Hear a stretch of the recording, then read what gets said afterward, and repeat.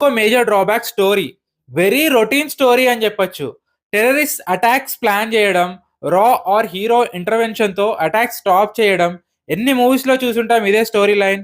సరే అదే స్టోరీ మళ్ళీ వాళ్ళ స్టైల్‌లో చూయిద్దాం అనుకున్నారంటే అట్‌లీస్ట్ అందులో అయినా ఒక క్లారిటీ ఉండాలిగా. లేదు. లాజిక్ లెస్, సెన్స్‌లెస్ ఉంటాయి సీన్స్ అన్నీ. స్టార్టింగ్‌లో ఫస్ట్ సాంగ్ తర్వాత ఒక 30 మినిట్స్ మూవీ అంతా పార్ట్స్‌గా సీరియల్ ఎపిసోడ్స్‌లా అనిపించింది. తర్వాత కొన్ని డైలాగ్స్ అండ్ సీన్స్ కొంచెం ఎంటర్‌టైనింగ్‌గానే అనిపిస్తాయి.